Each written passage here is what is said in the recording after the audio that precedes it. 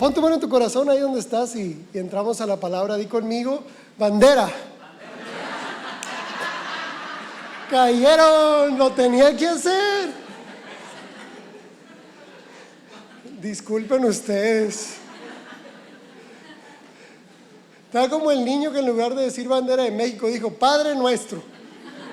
Pero al revés, no te creas. Fue una broma. Pon tu mano en tu corazón, di así conmigo. Dios, mi corazón es tierra fértil para tu palabra. Que la palabra que hoy escuche dé mucho fruto. Amén. Muy bien, seguimos en esta serie, que la primera parte de la serie hablamos acerca del propósito. La segunda parte de la serie hablamos acerca de la salvación. Y esta tercera parte y final de la serie estamos hablando del Evangelio. El domingo pasado la sesión se tituló El Evangelio de la Prosperidad, ¿ok? Y la sesión del día de hoy tiene como título Evangelio a la Mexicana. ¡Ea! Muy bien. Mira, creo que la identidad de una persona es muy importante en su desarrollo, ¿sí? Identidad viene de la palabra idéntico, ¿ok? O la misma palabra de identificarte con. Pero se resume más al hecho de que identidad es idéntico, ¿ok? Yo te lo he dicho en otras sesiones. Tu mente no es tuya. Alguien te heredó esa mente que tú tienes. Identidad no es otra cosa que repetir patrones. Nosotros hablamos español, nos vestimos de determinada manera. Te sabes eso de bandera, bandera de México, legado de nuestros héroes. ¿Por qué? Porque hay una identidad. Identidad no es otra cosa que ¿qué? Idéntico. La identidad es un espejo. De hecho, la mayor parte de tus pensamientos y la mayor parte de tu conducta no es tuya. La heredaste, ¿sí? Hay un libro que se llama Deja de ser tú. Y el libro Deja de ser tú dice que hay miles de ancestros detrás de cómo piensas, ¿sí? El autor hasta le pone un número, pero se atreve a decir que es mínimo los pensamientos y las conductas, salud, que son tuyas, ¿sí? Que son tuyas. La mayoría de ellas, si no es que casi el 100%, son conductas y pensamientos heredados, ¿sí? Por eso se le llama identidad, que viene de la palabra idéntico, que termina siendo que somos un espejo de todo lo que vimos desde que nacimos, ¿sí? Tú tienes la mente de tus padres y la de tus abuelos y la de tus bisabuelos y la de tus tatarabuelos. Y si te vas y realmente pudiéramos hacer una introspección a nuestras genealogías, nuestra mente está formada por miles de ancestros, ¿sí? Miles de ancestros. Y esto nos lleva a algo importante. Nacimos con una identidad impuesta ya, ¿ok? Aprendimos a pensar de cierta manera y a actuar de cierta manera. Hay un libro que habla acerca del corazón del mexicano. Lo escribió Octavio Paz. El libro se llama El laberinto de la soledad, y si te gusta leer, por favor, léelo. Es fascinante el libro, me encanta. Lo he leído como 4 o 5 veces y lo volví a leer para la sesión del día de hoy. Y Octavio Paz dice que el mexicano vive oculto dentro de sí mismo, ¿ok? Tenemos 200 años de independencia y 100 años de revolución y todavía no descubrimos quiénes somos. Octavio Paz dice que el mexicano vive oculto dentro de sí mismo, porque si te pregunto, ¿cuál es la identidad del mexicano? ¿Cholo? ¿Chero?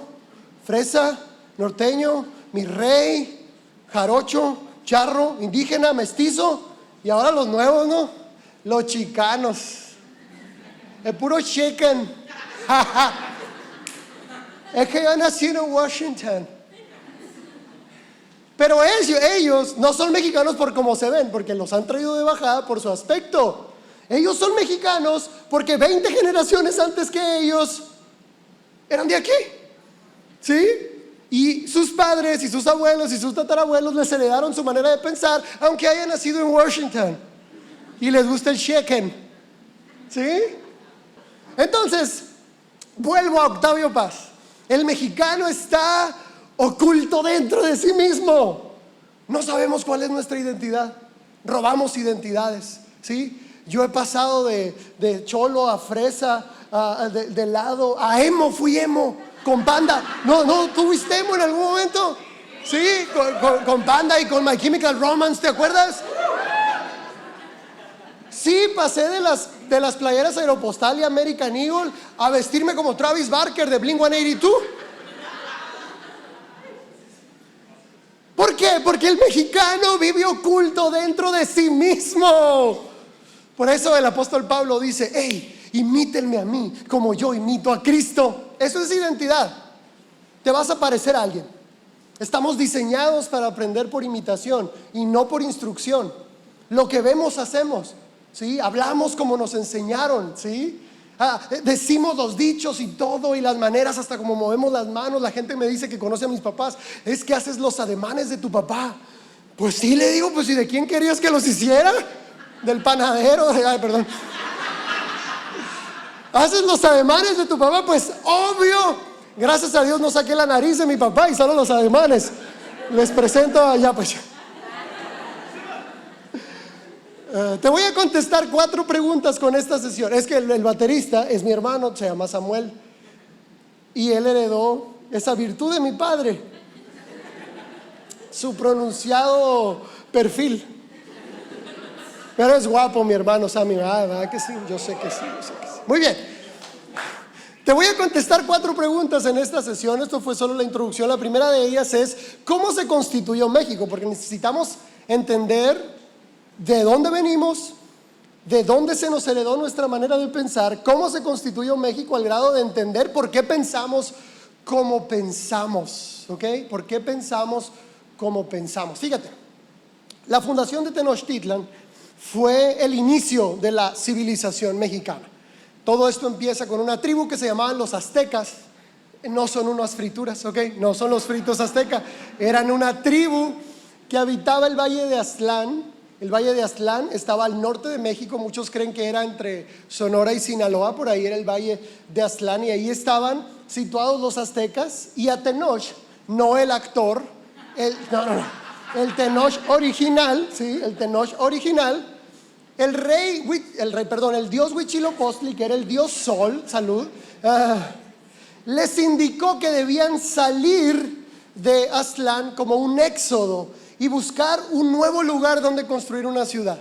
Y les dijo, el dios Huitzilopochtli les dijo: donde encuentren una águila devorando una serpiente posada en un nopal, he ahí el lugar donde van a construir mi ciudad, les dice el dios Huitzilopochtli. Y esa va a ser mi ciudad, y al mismo tiempo va a ser el núcleo del mundo. Así les dijo él. Y entonces Tenoch, junto con los aztecas, que después de ese éxodo dejaron de llamarse aztecas y empezaron a llamarse mexicas o mexicas, empezaron a buscar este lugar. Y cuando encontraron el lago de Texcoco, y no sabemos la leyenda, ¿no? El águila devorando a la serpiente arriba de un nopal, Tenoch lo que hace, que era el líder de los mexicas o de los aztecas, sacrifica a su hijo en ese mismo momento. Le abre el pecho, le saca el corazón y lo arroja al lago de Texcoco. Y la leyenda dice que el corazón del hijo de Tenoch se convierte en un islote sobre el cual construyen un templo, que es el templo del nuevo Dios de esta nueva ciudad. Y este Dios se le llamó Tezcatlipoca, que es el Dios de los pleitos y la discordia. Donde estaba el águila devorando a la serpiente, construyen el templo a Huitzilopochtli, que era el dios Sol, y enfrente de ese templo construyen un templo a otro dios, que era el dios ¿qué? Tezcatlipoca. Toda la semana estuve ensayando Tezcatlipoca, o sea, toda la semana. Y ya sabía que me iba a trabar, pero todo bien, ¿sí? El punto es que bajo ese pacto ancestral nace México. El asesinato de un niño inocente, ¿sí? Y brutalmente asesinado por su padre. La idolatría, la adoración a la muerte. Y cuando construyen el templo a este Dios, el Dios de los pleitos y la discordia, someten a México a un estilo de vida que después de siglos no hemos podido superar. Donde no necesitamos enemigos externos que nos vengan a destruir, porque el peor enemigo de un mexicano, ¿quién es? Otro mexicano. De hecho, cuando llega España a conquistar México, España no la cuajó. Fíjate nomás. Por eso existe el árbol de la noche triste, porque Hernán Cortés había perdido la batalla. Ganamos, ¿sí? Pero Hernán Cortés utilizó una estrategia mucho más poderosa, que fue la división entre los mismos mexicanos. Y empezó a poner en pleito a unas etnias con otras etnias. De hecho, la batalla que ganan los españoles no fue el ejército español, fue el ejército de los tlaxcaltecas, o sea, de Tlaxcala. Sí existe Tlaxcala. Pero no fue España quien gana la batalla, fue México contra México. Fue Tlaxcala contra los mexicas, los que ganaron. Y por esa batalla ganada de los tlaxcaltecas, la Nueva España se constituyó como el reinado sobre México. Pero desde ese momento, desde que México es constituido por un asesinato, por un holocausto, por idolatría, sobre el Dios de los pleitos y las discordias, ataron a México a una maldición de división, pleitos, discordia entre nosotros mismos. México es un país extrañamente donde si a alguien le va peor que tú, qué bueno, ¿sí? Donde si te va mejor que otra persona, hay que presumirlo. Ni en Italia se usa tanto Gucci como en México. Pirata pues, pero se usa. ¿Por qué? Porque nos encanta decirle a mi hermano mexicano, me fue mejor que a ti. Compramos nuestro primer carro y lo primero que hacemos es poner unas llantonas y unos focotes y un sonidote y no dejar dormir al vecino, nada más para que se dé cuenta que yo tengo algo que él no tiene. Presumimos viajes y carreras y estatus y no nos importa quién pisotear, porque México fue constituido sobre los pleitos y la discordia. Y eso no solamente caracteriza al mexicano, eso se metió e infectó aún a las iglesias, a las familias que no se hablan, iglesias que no se hablan, son hermanos de la misma fe, creemos en el mismo Dios, pero no les hablo.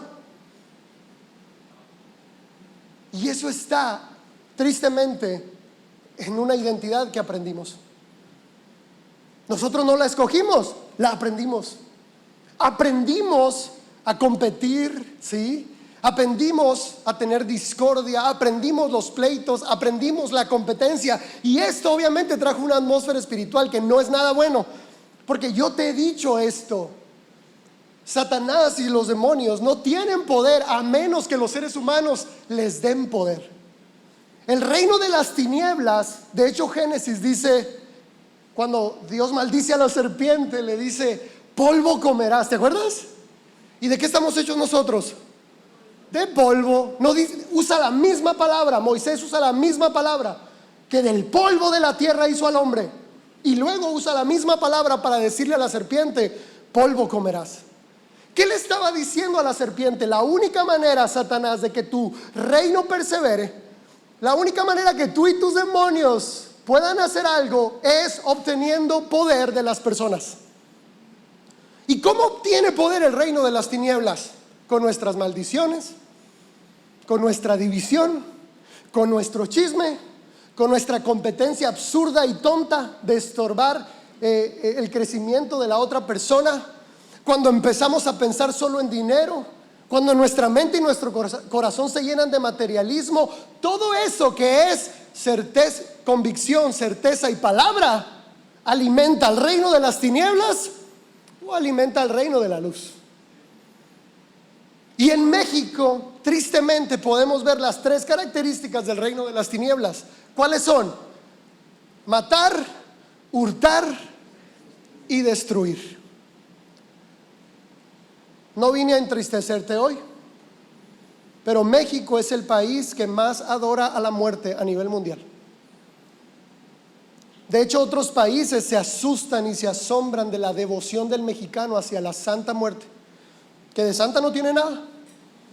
La Santa Muerte el ídolo más grande de Latinoamérica, o uno de los más grandes, es una Santa Muerte que está en la Ciudad de México. Y no solamente eso, México se paraliza el Día de Muertos. Y todavía hay cristianos que van y hacen todo el ritual para sus seres queridos, cuando lo que realmente están haciendo es adorando a la muerte. Y espiritualmente hablando, algo se establece en un país cuando es adorado. El enemigo no puede establecerse y no puede tomar autoridad sobre un lugar si no es adorado. ¿Y qué es lo que se establece en tu casa, en Hermosillo, en México? Lo que más se adora. Y somos el país que más adora a la Santa Muerte. Es brutal esto. Incontables son las mandas pagadas, las ofrendas a la Santa Muerte. Y no estoy hablando de la idolatría que hay detrás. Estoy hablando de lo peor de todo. Que todo empieza porque México inicia con el asesinato de un niño inocente. Y es terrible, porque venimos arrastrando todo eso de generación en generación. En México se practica el ocultismo a tal grado que en televisión abierta tú puedes ver rituales ocultistas y de brujería y tarot y tantas cosas, pero no puedes mencionar a Dios. En México no hay un canal cristiano abierto a todos para que el evangelio sea hablado. Yo creo que no existe otro país donde el evangelio sea legal, que el mismo evangelio tenga tanta persecución como en México. Y es una potestad que está sobre nuestro país, tremenda, porque son pactos ancestrales que se hicieron sin que nosotros nos pudiéramos percatar de eso. Entonces, esa es la historia. Fíjate, esa es nuestra historia. Divididos, siempre en discordia, adorando a la muerte, sacrificando personas inocentes. Y seguimos contando la misma historia hasta el día de hoy. Ahora, de esta pregunta surge la segunda pregunta, y es: entonces, ¿cuál es la identidad del mexicano? Ahorita son tres: pobreza, esclavitud y orfandad. Son nuestras tres identidades. Y es triste que a veces no lo veamos, pero hoy vengo a ser muy valiente, porque la única forma de superar un problema es aceptándolo y enfrentándolo. Y mira, la mentalidad de pobreza y de esclavitud surgen de algo que se nos inculcó, y es: no pienses. Cuando la conquista llega a México, que fue brutal, fue un genocidio terrible, y siguen siendo situaciones que la tierra gime por justicia, nuestro país gime por justicia. Cuando ocurre la conquista, nos hicieron creer que éramos menos, nos hicieron creer que valíamos menos, nos hicieron creer que nuestra voz no contaba, y nos hicieron creer que nosotros no podíamos pensar porque éramos tontos. Y hasta la fecha seguimos con esta identidad de esclavitud y pobreza, que tiene una raíz en particular, y es: el mexicano tiene prohibido pensar. Porque el principio es: si sabes pensar, sabes prosperar. El que piensa bien, vive bien.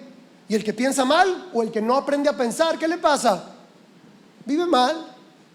Ahora, si te has dado cuenta, esto es tan profundo de prohibido pensar, que vivimos atados a una religión clásica y establecida. Y te dicen todavía: es que tú naciste en esa religión y te vas a morir en esa religión.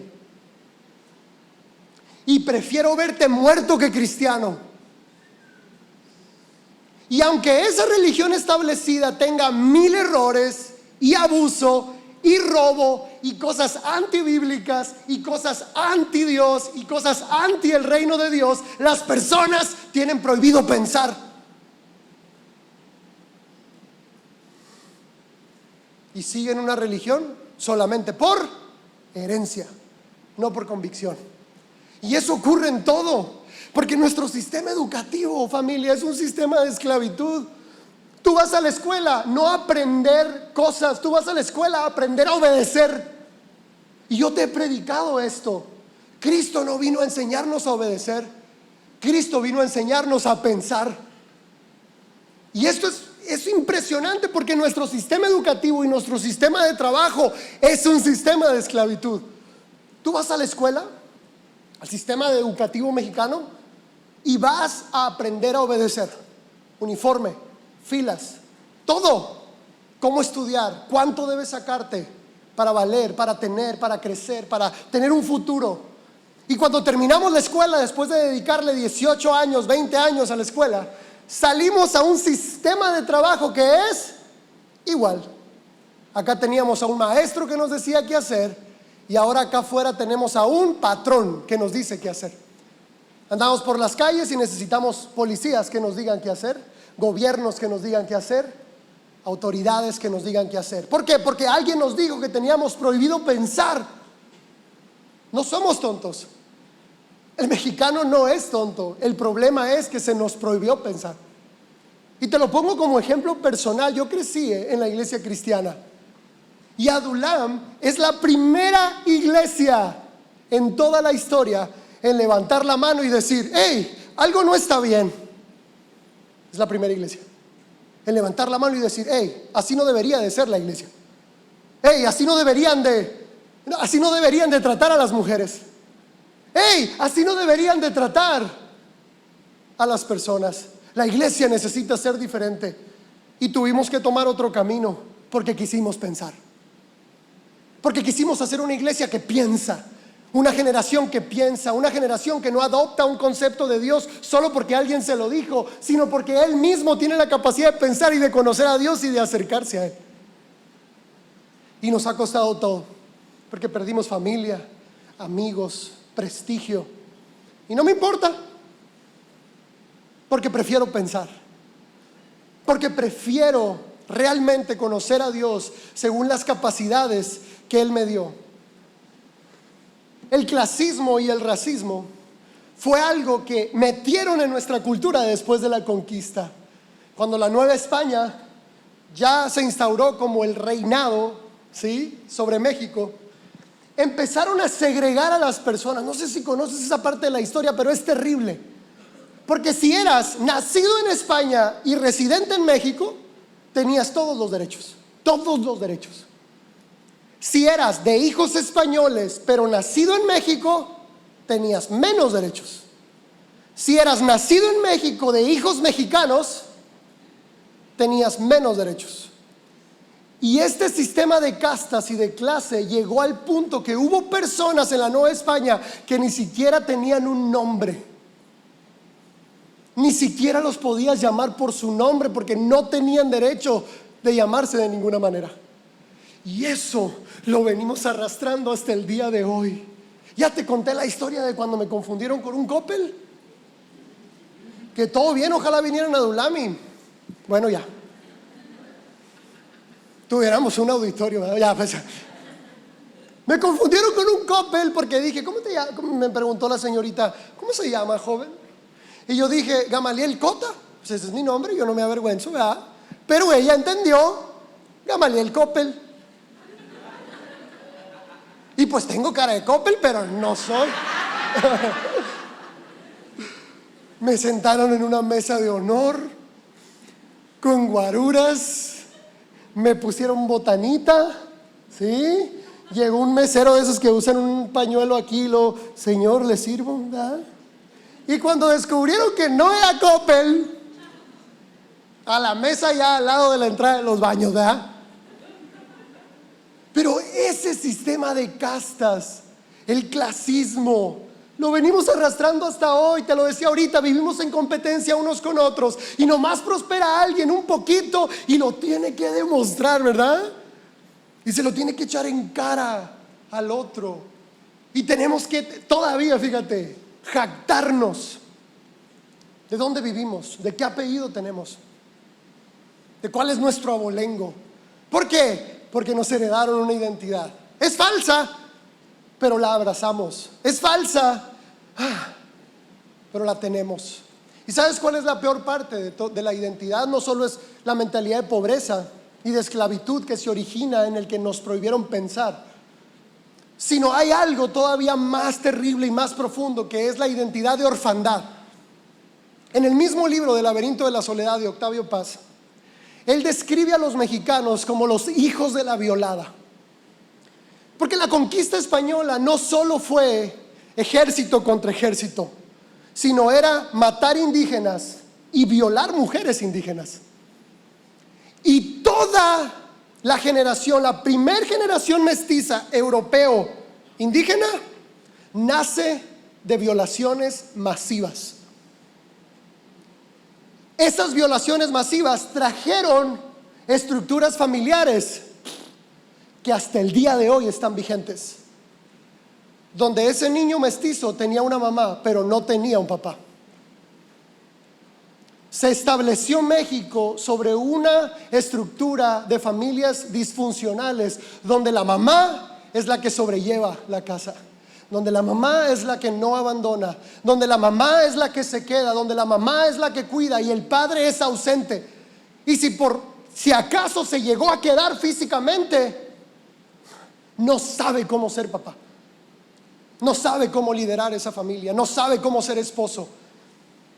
Y obviamente las familias se arruinan y los matrimonios se arruinan principalmente porque el hombre no sabe cómo hacerlo,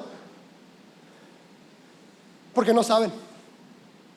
Y si tú destruyes la paternidad, destruyes la sociedad entera. Y es lo que el enemigo está haciendo hasta hoy. ¿Por qué crees que el mexicano, escucha esto, abrazó a una diosa mujer como la señora de México y no a Dios Padre? Cuando tú le muestras a Dios como padre, el mexicano lo rechaza. Pero le mostraron a una diosa mamá, a una diosa mujer, y el mexicano la abrazó. ¿Y sabes cómo abraza a Dios el mexicano? Como Jesús, el mártir en una cruz, abandonado por su padre. Yo te predicaba hace algunos domingos que yo no estoy de acuerdo con crucifijos donde está Jesús colgado ahí, porque Jesús ya no está en la cruz. Pero en todas las iglesias clásicas de este país está Jesús en la cruz, porque el mexicano se identifica con ese Jesús, con el Jesús mártir, con el Jesús abandonado por su padre, porque el mismo Jesús dice: Padre mío, ¿por qué me has abandonado? Y el mexicano dice: sí, soy ese, yo soy la víctima. El gobierno me hizo daño, mi familia me hizo daño, yo no puedo salir adelante, yo soy la víctima. Y la única que me puede rescatar es mi madre. Y en la escena todo parece encajar, porque María está a los pies de la cruz y porque Jesús está clamando desde la cruz: Padre mío, ¿por qué me has abandonado? Y el enemigo tomó eso y lo distorsionó para hacernos creer que nosotros también no teníamos papá. Y hasta la fecha, ¿de dónde crees que surgen películas y series como La Familia Peluche, por ejemplo? Donde el papá es un idiota engañado, que no sabe hacer nada. ¿De dónde crees que sale la ideología de los Simpson? Donde Homero es igual. ¿O de dónde crees que sale la ideología de Malcolm en el medio? Y crecimos con eso y dijimos: ese es mi papá, el que no sabe ser papá. Y venimos y te decimos: Dios es tu Padre y te ama demasiado. Y nuestra identidad heredada nos dice: no es cierto, un papá no puede amar. No se puede, no lo acepto. Y hasta la fecha seguimos luchando en entender que Él es nuestro Padre y que yo soy su hijo y mi Padre me ama. Y eso, familia, en pocas palabras, es México. Pero hay un dato más acerca de la orfandad, la violencia, los pleitos y todo lo que ya te dije. La Biblia marca como el tope de la maldad un punto donde no hay retorno y donde Dios interviene con juicio terrible, sí o sí. Y es cuando una nación se atreve a violentar, matar y destruir a sus niños.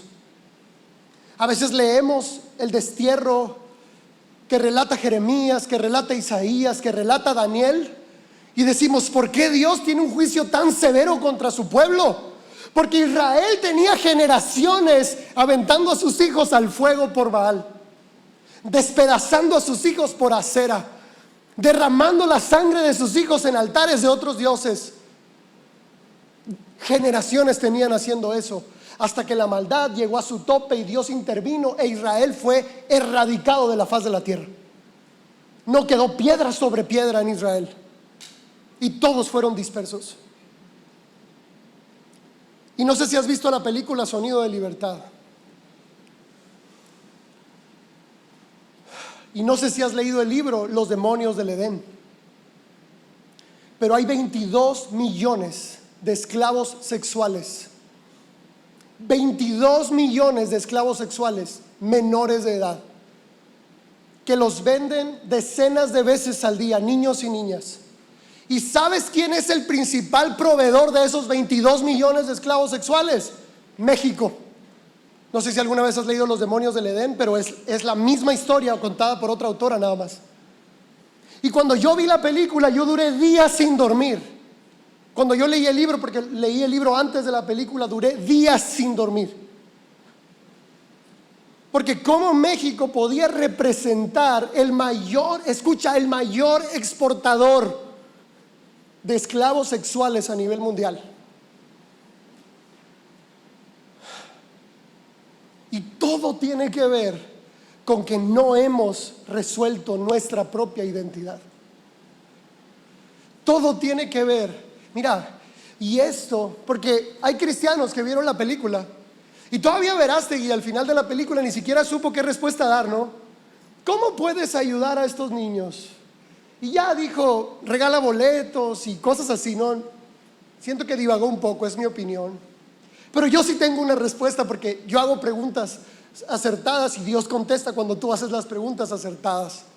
Mira, la condición de una sociedad es el reflejo de la acción o de la pereza de la iglesia. Porque así como te decía que el reino de las tinieblas se alimenta de la división, de la discordia, del abuso, de la muerte, de la idolatría, el reino de la luz se alimenta de la fe, de la palabra de bendición, de la adoración y de las oraciones de los santos. ¿Por qué México está como está? Porque la iglesia no está haciendo su parte. Porque tomamos nuestra posición como hijos de Dios como un juego, como parte de mi domingo, como algo secundario. La oración, nada, estoy más interesado en pantallas, en la televisión, en otras cosas. Porque mira, la solución no es que te vayas y te metas a la selva a rescatar niños. No puedes, te van a matar a ti primero. No sabemos cómo.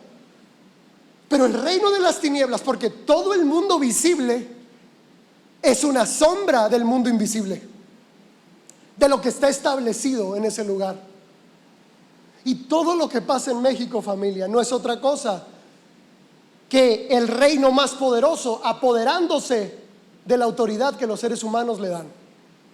Cuando tú y yo venimos acá y adoramos y cantamos y gritamos, eso retumba en todo nuestro país. No tienes idea cómo llega tu adoración y tus oraciones a lo profundo, a las entrañas, a los lugares donde la autoridad no puede llegar. Mira, hay un ejemplo de Daniel el profeta. Está clamando por Israel, Daniel el profeta, y Dios le dice: por favor, ten misericordia de nosotros. Daniel ya estaba en el destierro, Jerusalén ya había sido devastada, Israel ya había sido devastado, pero Daniel seguía clamando por Israel. Y duró 21 días orando, 21 días.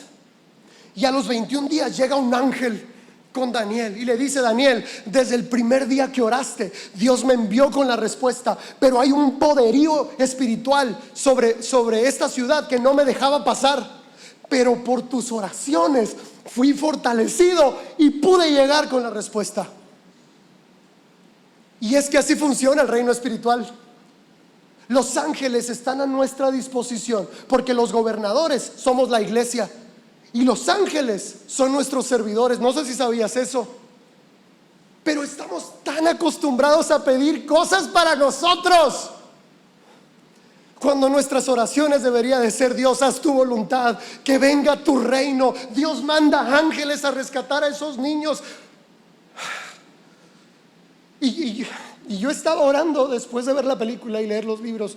Le dije: Dios, yo quiero hacer algo, porque yo no soy de las personas que tira la responsabilidad, No, yo centralizo todo y me lo echo encima, porque soy la iglesia. Porque nunca he sido irresponsable. A mí nadie me tiene que decir qué hacer. Y Dios me dijo: tu oración puede mucho. Y así dice la Biblia: La oración del justo puede mucho. Tu labor como iglesia, tu parte como iglesia, no está de más. Si tú creías que tus papás se equivocaron al tenerte, si tú creías que valías menos porque eras mujer, si tú creías que valías menos porque no terminaste una carrera, tengo una palabra de parte de Dios. Dios te eligió a ti. Dios te eligió a ti. Somos la iglesia familia y el reflejo de la condición de nuestro país es nuestra propia actividad o inactividad. Te voy a leer un verso. Lucas 17:2 dice: aquí Jesús, es donde te digo, es cuando la maldad llega a su tope. Pero ¿cómo inició México? Con el asesinato del hijo de Tenoch, sacándole el corazón. Dice: mejor le fuera que se le atase al cuello una piedra de molino y se le arrojase al mar, que hacer tropezar a uno de estos pequeñitos. Mira, esto es impresionante. Porque la siguiente pregunta es: ¿cuál es el plan de Dios para México? Mira, México tiene heridas muy profundas desde la conquista, de robo, de abuso, ¿sí? Han explotado esta tierra por siglos. Otros países llaman a México el cono de la abundancia porque empresas extranjeras vienen y explotan la tierra, y no les bastó con explotar la tierra y explotar los campos y explotar a las personas, ahora están explotando a nuestros niños. Pero aquí viene, ¿cuál es el plan de Dios para México? A principios de los 2000, a raíz del atentado de las Torres Gemelas, una alianza de profetas de Dios, obviamente, se reunieron a orar, a buscar respuestas para la próxima temporada, porque obviamente sacudió al mundo el atentado de las Torres Gemelas. Y profetas de todo el mundo se reunieron a orar y a buscar respuestas y a buscar a Dios. Y dentro de esas oraciones, uno de ellos dijo: vamos a orar y vamos a preguntarle a Dios de dónde va a surgir el último avivamiento, y a través de ese avivamiento, el avivamiento que va a llenar la tierra de la gloria de Dios. Y empezaron a orar, y de repente una profeta empezó a tener una visión y dijo: estoy viendo una bandera, dice. Era extranjera ella. Estoy viendo una bandera, dice, y es una bandera verde, blanco y rojo. Y alguien por allá dijo: pues es Italia, dijeron, es Italia. Y todos: wow, sí, es Italia. Y de repente esta profeta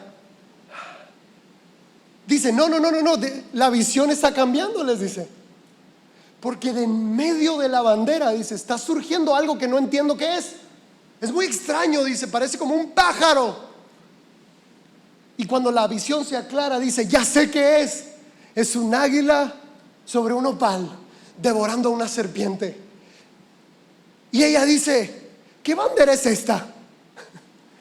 Yo no la conozco, dice, yo no conozco esta bandera. Y uno de esos profetas era mexicano y dijo: esa bandera, dice, es de México. Y ahí Dios habla y dice: México va a ser usado para desatar el más grande avivamiento de la historia. Y te voy a decir por qué. Porque a México se le ha humillado por siglos. Te lo decía ahorita, por siglos hemos sido saqueados, por siglos hemos sido humillados, y ahora se metieron con nuestros niños. Y la Biblia pone una regla para quien es humillado. ¿Cuál es? Dios lo exalta. Cuando alguien es humillado y él no se puede defender porque no nos hemos podido defender, llega Dios y exalta al humilde. Llega Dios y sana la tierra que ha sido maltratada. Llega Dios y restaura todo lo que se ha robado el enemigo.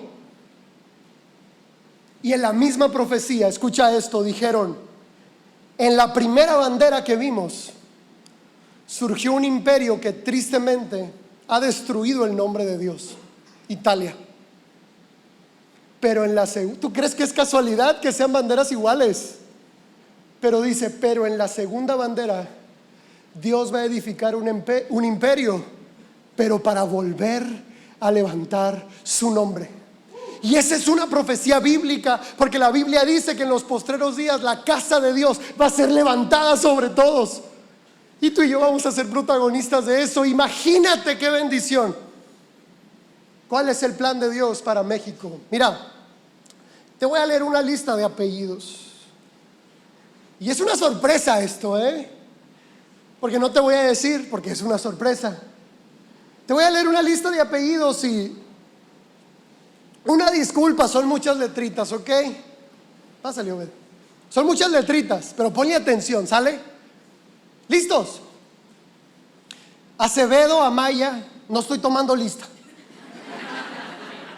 Solo ponle atención porque ahorita vas a saber por qué, pero esto es un llamado profético, lo que estoy haciendo en esta tarde.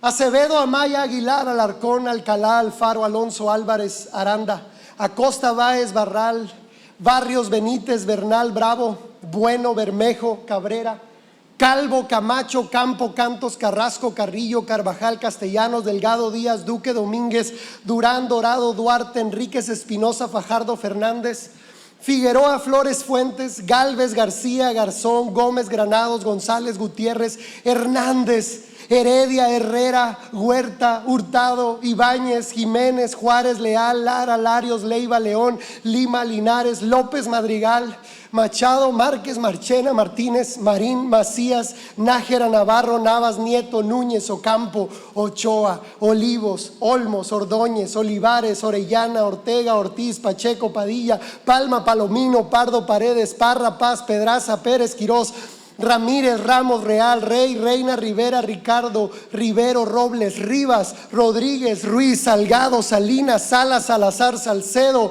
Salvador, Sánchez, Serrano, Sierra, Silva, Talavera, Toledo, Torres, Trigo, Urías, Urrutia, Valero, Vara, Varela, Vargas, Vázquez, Vega, Velázquez, Vera, Vergara, Villanueva, Vidal, Salazar, Zaragoza y Zúñiga. Dices, ¿y qué tiene que ver esto, pastor? Descubrí algo, familia. Estos apellidos pertenecen a las tribus de Israel dispersas por el mundo. Los mexicanos somos más pueblo de Dios que los mismos judíos. El Israel de ahorita es un Israel político y ficticio. El Israel de ahorita es político y es ficticio. No es el Israel de la Biblia. Los mexicanos somos más pueblo de Dios.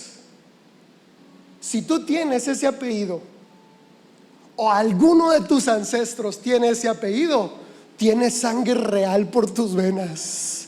No eres un accidente, no fuiste una casualidad. Dios no se equivocó.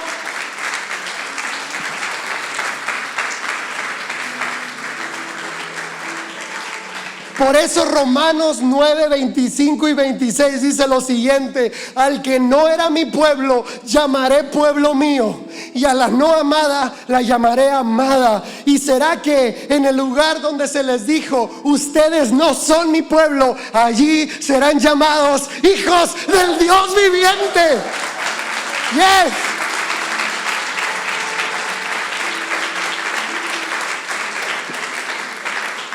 Última pregunta: ¿cuál es el propósito de la iglesia?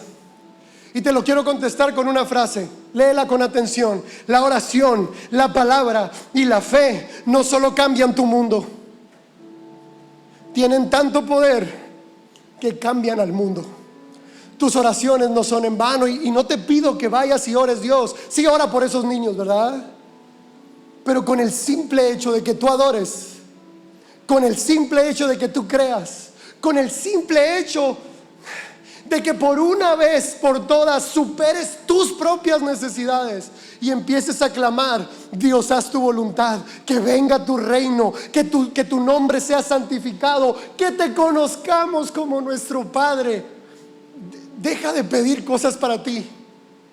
El pan de cada día, líbrame del mal, perdona mis pecados. Deja de orar por ti y salta la barrera de una vez y empieza a orar: Dios, haz tu voluntad, que venga tu reino, que tu nombre sea santificado, porque queremos un papá. Porque México necesita un papá. Porque tú necesitas un papá. Porque porque nuestro país va a ser sanado por nuestro Padre Celestial. Y termino con una frase. Mira, yo no sé quién escribió el himno nacional. Y ahí dice que un soldado en cada hijo te dio. Pues yo no. Yo soy soldado del reino de los cielos. Esa es otra cosa. Pero de verdad que el que escribió el himno nacional profetizó sin querer. Y hoy quiero declararlo sobre nuestra nación y quiero que lo declares conmigo. El himno nacional tiene una frase que dice: México, en el cielo tu eterno destino con el dedo de Dios se escribió. Y hoy digo sí, amén a eso. Sí, amén. En el cielo el eterno destino de este país fue escrito por el dedo de Dios. Vamos, iglesia, aplaude fuerte. La banda puede pasar, ponte de pie. Vamos, vamos, sigue aplaudiendo, sigue aplaudiendo, sigue aplaudiendo. Este aplauso retumba en esta nación.